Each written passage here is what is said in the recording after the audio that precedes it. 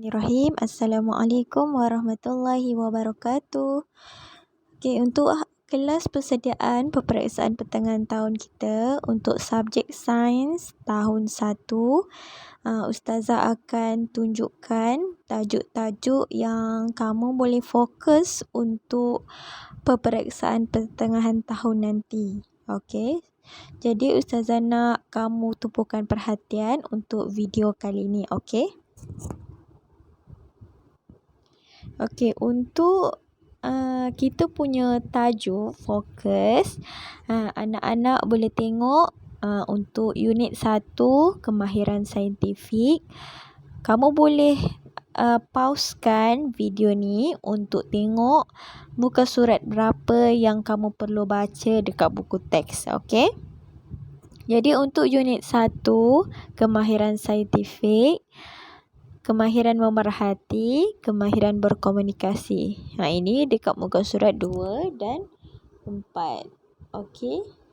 Jadi dekat unit 2 peraturan bilik sains. Jadi ada 5 peraturan bilik sains, kamu kena tengok dekat muka surat 12. Okey, untuk unit 3 benda hidup dan bukan hidup. Itu cara benda hidup, tengok dekat muka surat 20, dan keperluan asas benda hidup muka surat 26. Dekat unit 4 pula tajuk manusia, kita kena fokus dekat deria manusia muka surat 32 dan alat bantu deria muka surat 38. Dan unit 5 pula untuk tajuk haiwan, bahagian tubuh haiwan dan juga kepentingan bahagian tubuh muka surat 46. Jadi kita tengok satu-satu unit 1 kemahiran saintifik. Okey, kita tengok. Cuba kamu tengok dekat muka surat 2 buku teks. Tajuk dia kemahiran proses sains. Jadi dekat bawah kemahiran proses sains ada tajuk memerhati. Yang Ustazah bulatkan tu. Okey, deria semasa memerhati ada 5. Yang pertama, deria sentuhan. Deria penglihatan yang kedua. Yang ketiga, deria bau. Yang keempat, deria rasa. Yang kelima, deria pendengaran. Okey. Seterusnya, Ustazah nak bagi tunjuk contoh latihan lah yang kamu boleh buat. Okey, cuba buat dulu. Raja 1 di bawah menunjukkan kemahiran memerhati menggunakan deria. Okey, dia tengah buat apa? Dia tengah menghidu kan? Menghidu buah. Jadi, dia tanya apakah deria yang digunakan untuk memerhati di bawah. Dia guna deria apa? Deria bau ke? Deria sentuhan ke? Deria rasa? Okey, cuba pause dulu video. Cuba jawab. Okey. Jadi, jawapan dia ialah A, iaitu deria bau sebab dia tengah menghidu menggunakan hidung. Okey, kita pergi ke bawah kemahiran proses sains lagi, tapi dekat tajuk berkomunikasi. Kamu boleh tengok dekat buku teks muka surat 4. Muka surat 4. Okey, berkomunikasi ialah cara kita menyampaikan maklumat kepada orang lain. Okey, jadi ada 3 cara kita boleh berkomunikasi. Yang pertama, menggunakan lisan, menggunakan lakaran, dan terakhir menggunakan tulisan. Jadi, Berkomunikasi tu macam mana kita nak sampaikan satu maklumat dekat orang lain. Kamu nak bagi tahu kumbang tu warna merah, ada tumpuk-tumpuk hitam. Jadi yang lisan ni kamu boleh bercakap dengan dia, cerita macam mana kumbang tu macam mana rupa dia. Kalau lakaran pula kamu bagi tahu kawan kamu menggunakan lukisan. Kamu lukislah kumbang tu ada merah, ada bintik-bintik warna hitam. Okey, kalau tulisan pula macam kamu bagi tahu dekat kawan kamu, kamu tulis perkataan. Kamu tulis ini kumbang. Kumbang ini berwarna merah dan ada tumpuk-tumpuk kecil. Macam itulah. Okey, kita pergi kepada unit 2. Tajuk Peraturan Bilik Sains. Masih lagi dekat buku teks sains tahun 1. Okey, cuba tengok dekat muka surat 12 dan 13 dekat buku teks. Okey, kita tengok satu-satu. Peraturan bilik sains. Yang pertama, beratur sebelum masuk ke bilik sains. Tak boleh berlari-lari bertolak-tolak sebelum masuk bilik sains. Okey, yang kedua, minta kebenaran guru sebelum masuk ke dalam bilik sains. Okey. Kena minta kebenaran guru baru boleh masuk bilik sains. Okey, yang ketiga. Dilarang bergurau, bermain dan berlari dalam bilik sains. Tak boleh bergurau-gurau gelak-gelak. Masa kita tengah belajar kan mengganggu kawan-kawan lain. Tak boleh berlari, bermain dalam kelas. Itu peraturannya. Okey, yang keempat. Kita tengok nombor 4 tu. Nombor 4 dekat bahagian bawah. Dilarang makan dan minum di dalam bilik sains. Tak boleh. Tak boleh makan dalam bilik sains. Tak boleh makan dan minum. Okey, yang kelima. Bersihkan dan kemaskan bilik sains sebelum keluar. Okey. Maksudnya bila dah guna peralatan dalam bilik sains, kena kemas, simpan dekat tempat dia. Kerusi, susun semula. Lantai kena bersihkan. Okey, ini adalah 5 peraturan bilik sains. Kena ingat. Okey. Okey, ini contoh latihan berkenaan peraturan bilik sains. Soalannya, berikut yang manakah peraturan bilik sains? Okey, cuba fikir. Adakah A, bergurau dan bermain di dalam bilik sains? Adakah B, makan dan minum dalam bilik sains? Adakah C, meminta kebenaran guru sebelum memasuki bilik sains? Yang mana? Mana peraturan bilik sains? Okey, cuba jawab dulu. Okey, jadi jawapannya ialah C, iaitu meminta kebenaran guru sebelum masuk bilik sains. Kamu ada baca tadi kan? Okey, sebab tu saya suruh ingat 5 peraturan bilik sains. Okey, seterusnya unit 3. Benda hidup dan benda bukan hidup. Masih lagi dekat buku teks sains tahun 1. Okey, kita tengok buka surat 20 dan 21. Ada gambar macam ni. Cuba tengok dekat buku teks.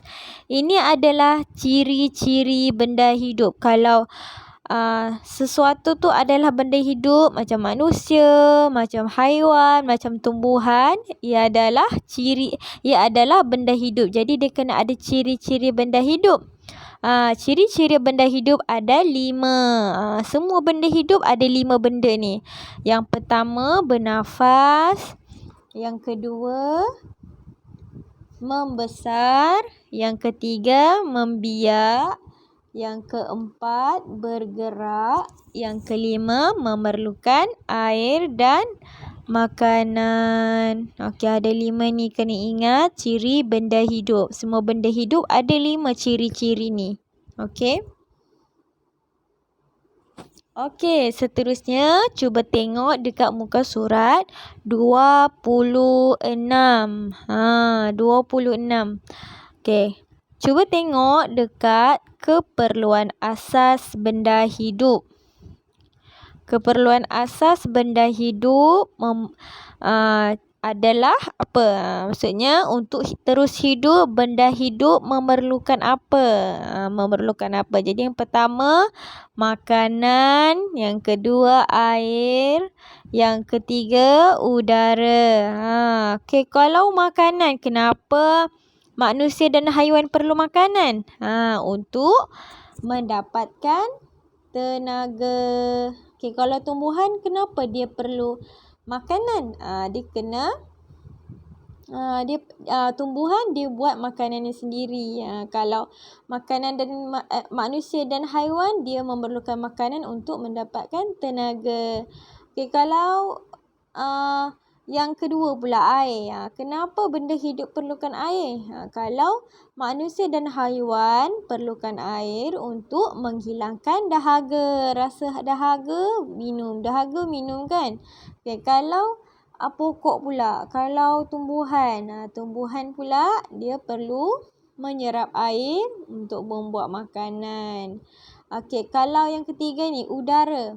Kalau udara, okey, manusia dan haiwan memerlukan udara untuk bernafas. Sama juga untuk tumbuhan memerlukan udara untuk bernafas. Okey. Okey, seterusnya kita tengok, kita nak buat latihan. Kenapakah? Ni ada kesalahan ejaan sedikit. Mengapakah sepatutnya? Mengapakah makanan penting kepada manusia? Mengapa? Mengapakah makanan penting kepada manusia? A. Memberi tenaga dan membesar. B. Memberi perlindungan daripada hujan. C. Menghilangkan dahaga. Yang mana? Cuba jawab dulu.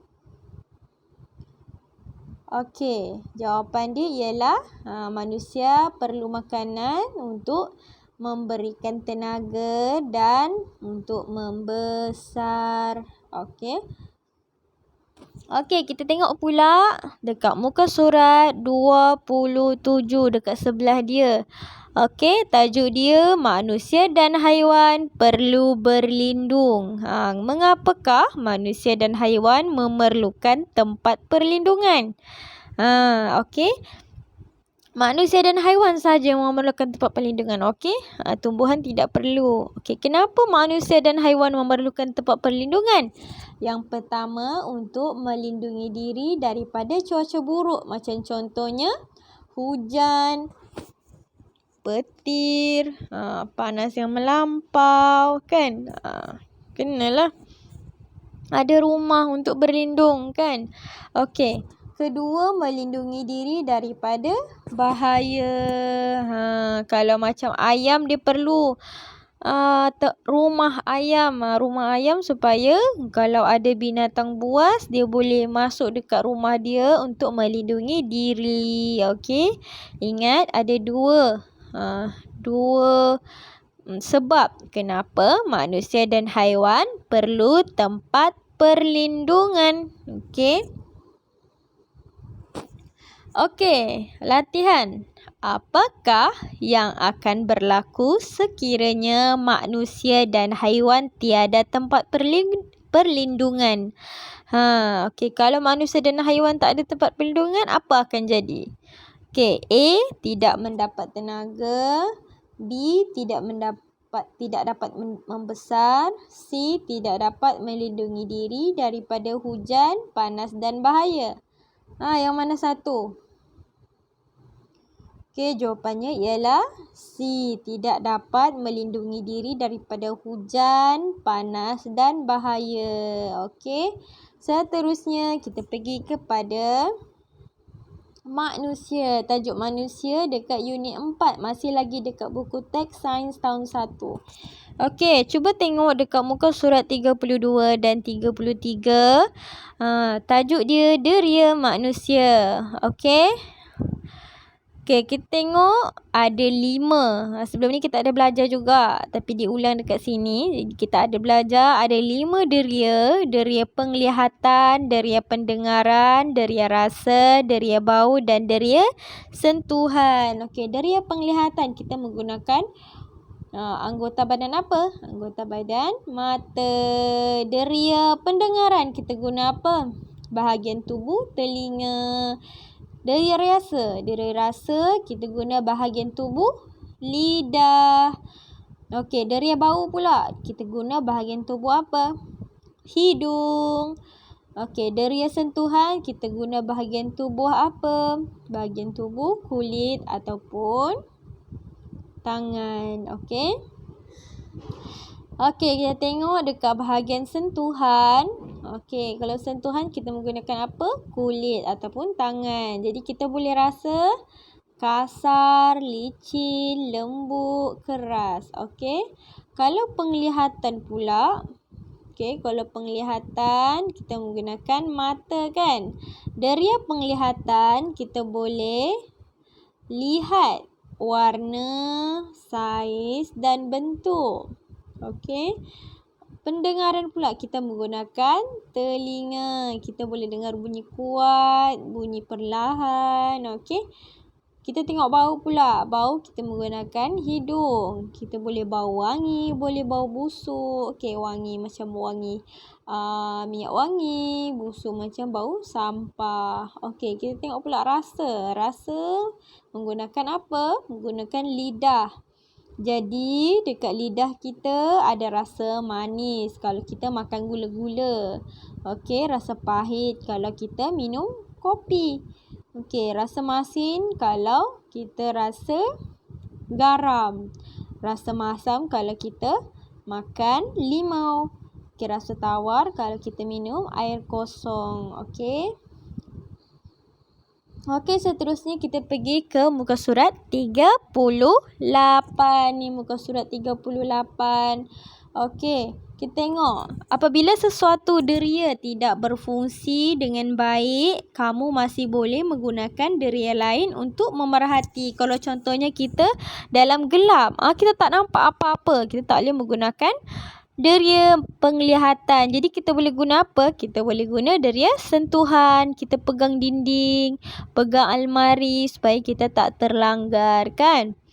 Itu maksudnya menggunakan deria sentuh. Walaupun kita tak boleh menggunakan deria penglihatan sebab gelap.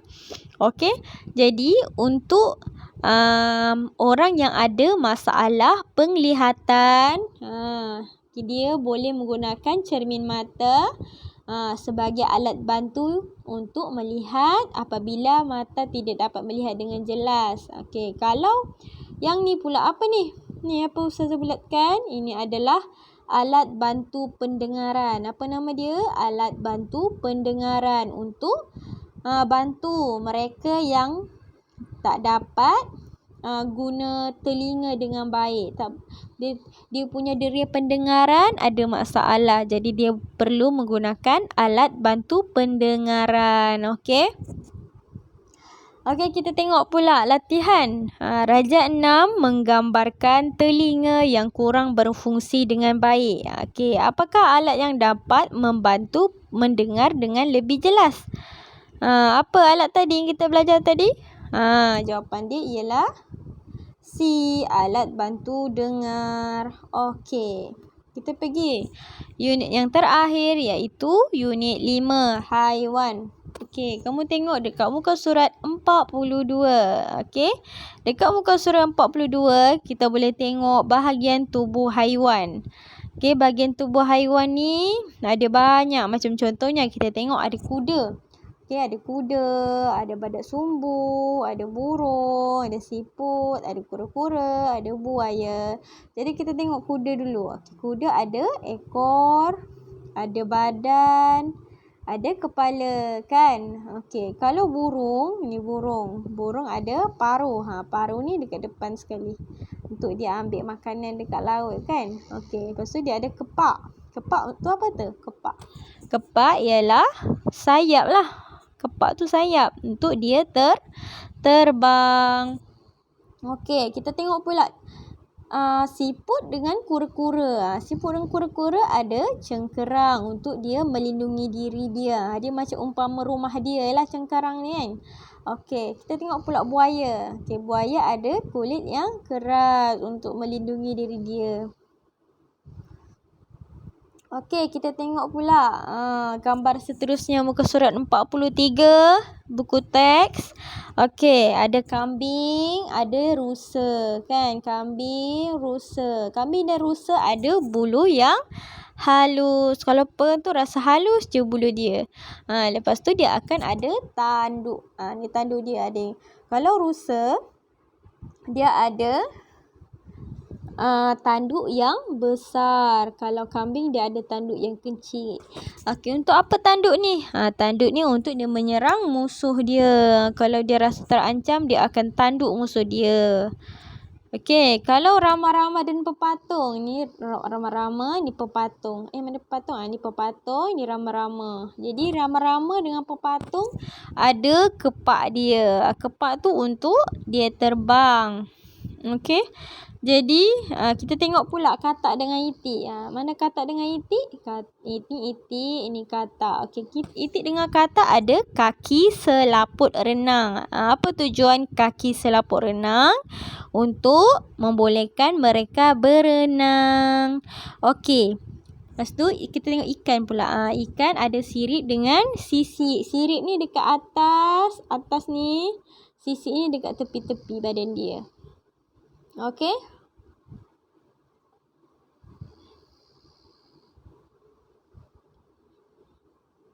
Okey, kita tengok latihan. Apakah fungsi kaki selaput renang yang terdapat pada itik? Okey, A. Mempertahankan diri. B. Membantu berenang di sungai. C. Berlari dengan cepat. Apa fungsi kaki selaput renang tadi? Untuk membantu berenang di sungai. Okey.